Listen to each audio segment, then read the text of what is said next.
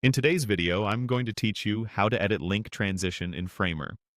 Start by opening your project in Framer and navigating to the page or canvas where your link lives. Click to select the element that acts as your link. This might be a button, a text label, or any layer with a link applied. With it selected, look over to the right sidebar. Make sure you're on the Style tab, then find the Link section. Click Link to open its settings, and then choose Edit to bring up the full link options. Inside the link settings, look for Transition. This controls how the navigation animates from the current page to the destination. Click Transition to reveal the presets. You'll see familiar easing options like Ease In Out, Linear, and several others. Ease In Out accelerates gently and slows down at the end, which feels natural for most UI transitions. Linear moves at a constant speed and can feel snappier but a bit mechanical. Ease In starts slowly and speeds up, which is useful when you want the motion to feel like it's launching forward.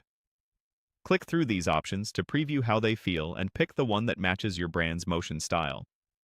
If you want more control, switch to Bézier.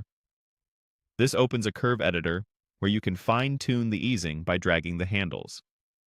Pull the first handle upward and to the left to add more anticipation, or lower the second handle to soften the landing. Small adjustments go a long way here.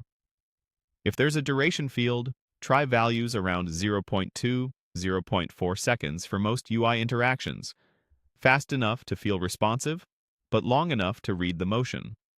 You can always come back and refine. When you're happy with the transition, close the editor and click Preview. Interact with the link and watch the navigation. Pay attention to how it starts and ends. Does it feel too abrupt, too floaty, or just right? If it's off, jump back to the link settings, tweak the easing or duration, and preview again. Iteration is normal, and Framer makes it quick. Once it looks solid, publish your project. After publishing, open the live site from the Publish dialog. Test the same link in the browser to confirm the transition feels consistent in a real environment. If anything needs a final polish, return to Framer.